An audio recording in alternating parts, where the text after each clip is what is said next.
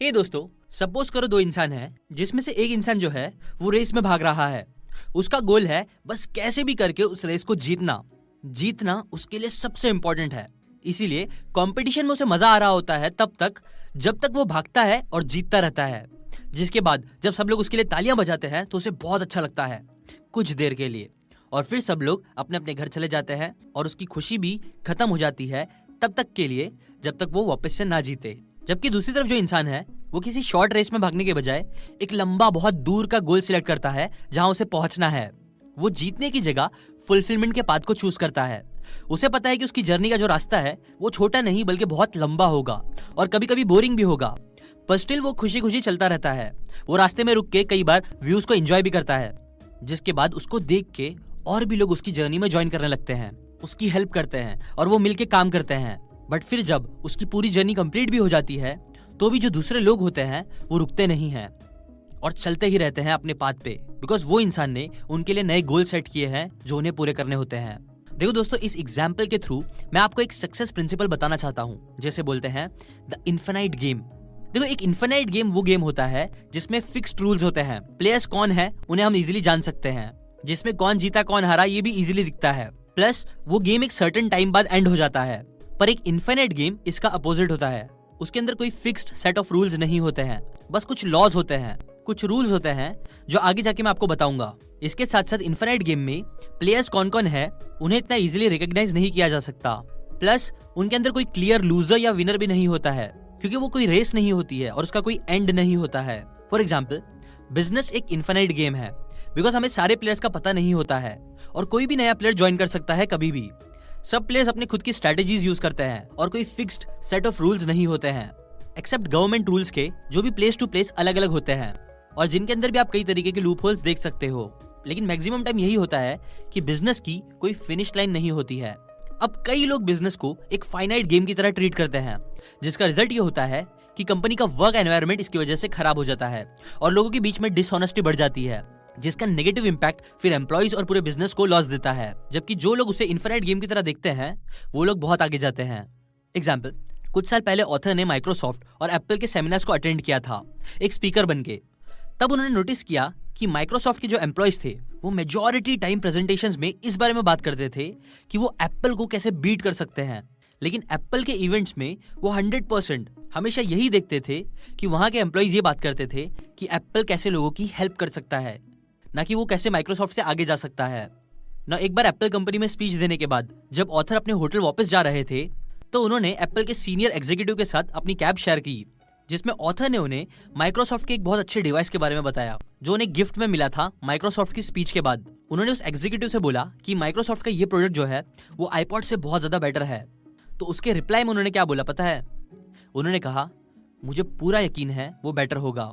ना ऑथर बोलते हैं कि देखो, वो जो सीनियर एग्जीक्यूटिव थे वो ये समझते थे कि वो एक इन्फिनाइट गेम खेल रहे हैं जिसमें कभी एप्पल आगे होगा तो कभी माइक्रोसॉफ्ट, और इसीलिए वो माइक्रोसॉफ्ट से बेटर नहीं होना चाहते थे, बल्कि वो बस हमेशा खुद को इंप्रूव करते रहते थे। जो चीज ये आने वाली बात प्रूफ करती है, बिकॉज इस इवेंट के एक साल बाद एप्पल ने अपना आईफोन लॉन्च किया, जिसने माइक्रोसॉफ्ट के उस बहुत अच्छे डिवाइस के साथ साथ अपने खुद के एप्पल के पुराने आईपॉड्स को भी इररिलेवेंट बना दिया। मतलब उन्होंने इतनी अच्छी चीज बना दी थी जैसी पहले कभी नहीं बनी। और यही कमाल था, एप्पल के जो सीनियर एग्जीक्यूटिव्स थे, स्टीव जॉब्स जो थे, वो आउट ऑफ द बॉक्स ही नहीं बल्कि पूरे बॉक्स के बियॉन्ड सोचते थे, जिसकी वजह से उनकी कंपनी ऐसी चीजें क्रिएट कर पाती थी जो दूसरी फाइनाइट माइंडसेट वाली कंपनीज कभी नहीं कर पाती थी। सो इसीलिए आज मैं आपके साथ बिजनेस से रिलेटेड, रिच बनने से रिलेटेड ही 5 लॉज शेयर करूंगा, 5 रूल शेयर करने वाला हूं द इन्फिनाइट माइंडसेट इस बुक से, जिसे अप्लाई करके कोई भी बिजनेस या कोई भी इंसान सक्सेसफुल हो सकता है। सो चलो उन्हें ही देखते हैं। Number 1, just cause. 1962 में सैम वॉल्टन ने एक सिंपल आइडिया के लिए वॉलमार्ट को खोला था। आइडिया था लोगों को कम से कम प्राइस में चीजें बेचना ताकि सब लोगों की कॉस्ट ऑफ लिविंग कम हो सके। ना इस कॉस्ट के लिए ही सैम वॉल्टन नए नए स्टोर्स खोलते थे, नए नए प्रोडक्ट्स बल्क में खरीदते थे। लेकिन फिर जब सैम वॉल्टन की डेथ हो गई तो उसके कुछ टाइम बाद जब 2009 में माइक ड्यूक वॉलमार्ट के सीईओ बने, तब वॉलमार्ट का ये कॉज जो था वो वीक होने लगा। जो नए सीईओ थे उनका मेन फोकस था बस कंपनी को प्रॉफिट दिलाना, जिसका रिजल्ट ये हुआ कि कस्टमर्स की कंप्लेंट्स बढ़ने लग गई और वॉलमार्ट के एम्प्लॉइज भी कंपनी पर केस करने लग गए, स्ट्राइक्स करने लग गए, जिसकी वजह से वॉलमार्ट की रेपुटेशन बहुत टाइम तक खराब रही। देखो दोस्तों, जस्ट कॉज जो प्रिंसिपल है वो एक स्पेसिफिक विजन को कहते हैं जो अभी सिर्फ हमारे दिमाग में एग्जिस्ट करता है, लेकिन जिसे हम रियलिटी बनाना चाहते हैं। हाँ, ये जो चीज होती है वो रियलिटी में होती तो नहीं है, लेकिन उस विजन का पावर इतना स्ट्रांग होता है कि उस विजन देखने वाले इंसान के साथ साथ दूसरे लोग भी उसके लिए कई सैक्रिफाइसेस करने लग जाते हैं। इसलिए ये बहुत जरूरी है कि हम सब एक कॉज के लिए काम करें, बिकॉज अगर हम अपना काम बिना जस्ट कॉज के करते रहे तो हो सकता है कि हम अपने काम को कभी लाइक करें, कभी नहीं करें, पर ये बात पक्की है कि हम कभी भी उस काम को लव नहीं कर पाएंगे। पर अगर हम अपने आप को जस्ट कॉज के साथ करेंगे तो हम उसे पैशन और प्यार के साथ करने लगेंगे, जो सबसे इंपॉर्टेंट होता है। सैम वॉल्टन की स्टोरी के थ्रू ऑथर हमें बोलते हैं कि हमें बस मनी को अपना जस्ट कॉज नहीं बनाना चाहिए, बल्कि पैसे को तो बस एक रिसोर्स की तरह यूज करना चाहिए अपने जस्ट कॉज को पूरा करने के लिए। तभी एक इंसान ग्रेट चीजें अचीव कर पाएगा। Number 2, trusting teams. 2006 में जब एलन मुलाली फोर्ड के न्यू सीईओ बने तब कंपनी की हालत बहुत खराब थी। तब प्रॉब्लम्स को सॉल्व करने के लिए एलन ने कंपनी के सभी सीनियर एग्जीक्यूटिव्स की मीटिंग बुलाई और उन्हें बोला कि वो अपने जॉब का स्टेटस ग्रीन, येलो या फिर रेड कलर से बताए। मतलब अगर किसी ने ग्रीन दिखाया तो उनका काम बहुत अच्छा चल रहा है, येलो मतलब ठीक ठाक चल रहा है, रेड मतलब खराब। नाउ एलन को पता था कि कंपनी में काफी प्रॉब्लम्स है, पर जब मीटिंग में सीनियर्स हर बार अपनी परफॉर्मेंस को ग्रीन कलर से रिप्रेजेंट कर रहे थे तो एलन बहुत शॉक्ड हुए और बहुत फ्रस्ट्रेटेड भी। उन्होंने फाइनली एक मीटिंग में बोला कि इस तरह तो हम बिलियंस ऑफ डॉलर्स को लूज कर देंगे। क्या किसी को भी पता है कि गलती कहाँ हो रही है? ना देखो, बात ये थी कि एलन के पहले जो फोर्ड के सीईओ थे वो हमेशा कंपनी के लोगों को उनकी गलतियों के लिए पनिश करते थे और कई बार फायर भी कर देते थे, जिसकी वजह से सब लोग अपनी गलतियां एक्सेप्ट करने से डरते थे और जिसकी वजह से ही कंपनी में धीरे धीरे ट्रस्ट खत्म हो रहा था और ये भी प्रॉब्लम थी। सो कुछ मीटिंग्स के बाद जब एक सीनियर ने प्रेजेंटेशन के दौरान एक पार्ट को रेड में मार्क किया, भले ही उसे पता था कि वो अपनी जॉब लूज कर सकता है, तब एलन ने उसे चिल्लाने के बजाय ताली बजाई और उसको अप्रिशिएट किया, जिस रिएक्शन को देख के बाकी एग्जीक्यूटिव्स सरप्राइज हो गए और जिसके बाद सारे एग्जीक्यूटिव्स धीरे धीरे अपनी मिस्टेक्स को एक्सेप्ट करने लग गए और कंपनी में दोबारा से डिस्कशन और ट्रस्ट बिल्ड होना स्टार्ट हो गया, जिसने फोर्ड कंपनी को डूबने से बचा लिया। तो दोस्तों, ऑथर कहते हैं कि लीडर्स रिजल्ट्स के लिए रिस्पॉन्सिबल नहीं होते हैं, बल्कि लीडर्स उन लोगों के लिए रिस्पॉन्सिबल होते हैं जो रिजल्ट्स क्रिएट करते हैं।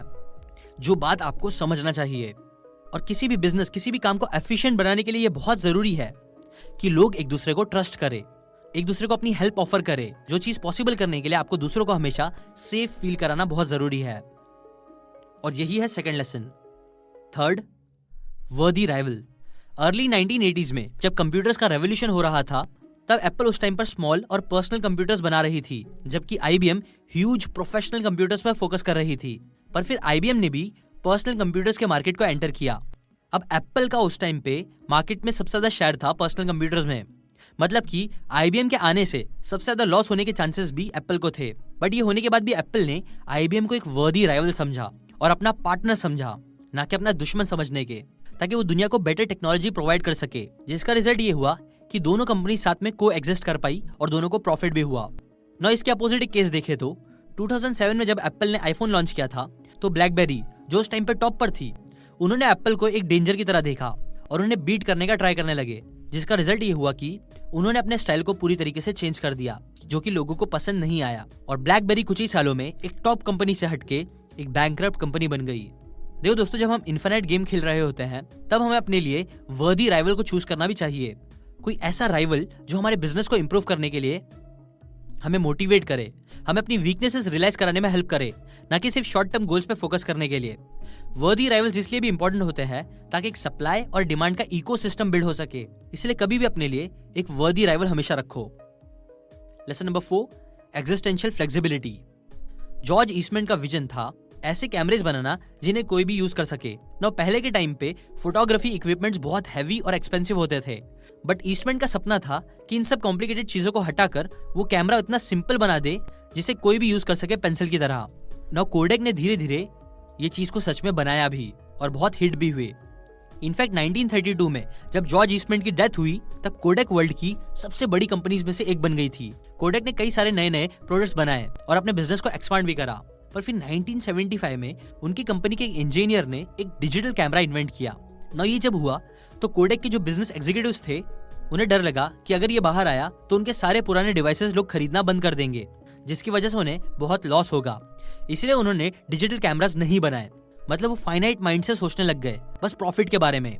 बजाय लोगों का भला करने के वो अपना फायदा सोचने लगे, जिसका रिजल्ट ये हुआ कि 10 साल बाद जापान की कंपनी निकन ने डिजिटल कैमरास लॉन्च करे, जिसने मार्केट को पूरी तरीके से चेंज कर दिया।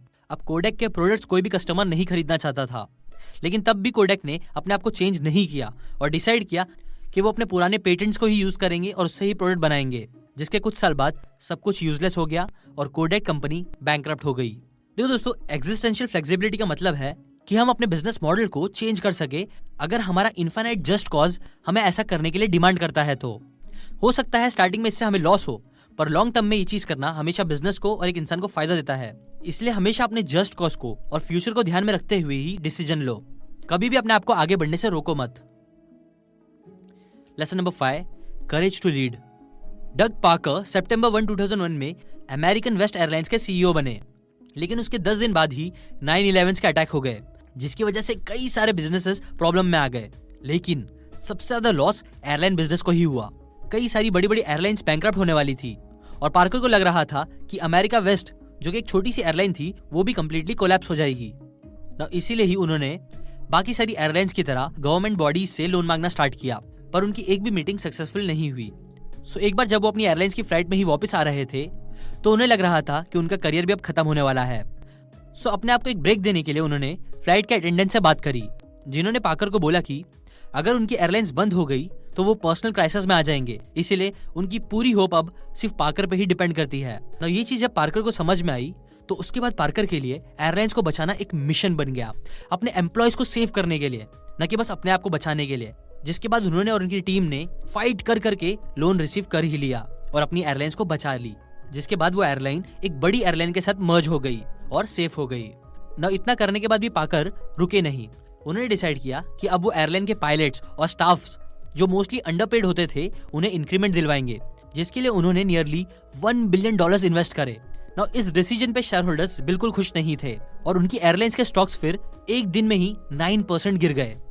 सबको उनका ये डिसीजन बहुत गलत लग रहा था, पर डिसीजन गलत नहीं था, बिकॉज अच्छी पगार देने की वजह से एयरलाइंस की जो सर्विस थी वो इंप्रूव होना स्टार्ट हो गई, जिसकी वजह से फिर कस्टमर सेटिस्फेक्शन भी बढ़ने लगा और जिसके इवेंचुअली फिर 1 साल के अंदर उन्होंने अपने स्टॉक्स को 20% इंक्रीज कर लिया। देखो दोस्तों, बॉब चैपमैन जो बैरी वे मिलर के सीईओ है, वो बोलते हैं कि बेस्ट लीडर्स अपनी कंपनीज के नंबर से पहले अपने कंपनी के लोगों को प्रायोरिटी देते हैं। इन्फिनिट माइंडेड लीडर्स करेज रखते हैं, हार्ड डिसीजंस लेते हैं जो उन्हें लॉस में डाल सकता है, बट अल्टीमेटली वो अपने बिजनेस को और अपने लोगों को सक्सेस जरूर दिलाते हैं। और ये चीज आपको भी हमेशा समझनी चाहिए। हमेशा आपको पैसे से ज्यादा लोगों के बारे में सोचना चाहिए और यही चीज आपको सक्सेसफुल बनाएगी। ना जैसे कि मैंने आपको पहले ही बताया, ये बातें मैंने आपको द इन्फिनिट गेम इस बुक से बताई है, जो ऑथर साइमन सिनिक ने लिखी है। ये सच में एक बहुत ग्रेट बुक है जो आपको जरूर पढ़नी चाहिए अगर आपको बिजनेस और सक्सेस में इंटरेस्ट है। तो अभी के लिए बस इतना ही। लाइक करें अगर आपको ये बातें जरा भी काम की लगी हो तो। कमेंट करके बताएं कि इनमें से कौन सी चीजें आप करते हो। शेयर करें इस वीडियो को अपने सभी दोस्तों और फैमिली मेंबर्स के साथ, ताकि वो भी इसे सीख के कुछ अच्छा कर सके। और सबसे मेन, अगर आपने सब्सक्राइब करके बेल आइकन नहीं दबाया है तो वो प्लीज दबा दीजिए और हमारे मिशन रीड इंडिया रीड का हिस्सा बने, जहां हम मिल के लोगों के अंदर बुक्स पढ़ने का शौक पैदा करेंगे। अभी के लिए बस इतना ही। Thanks for watching.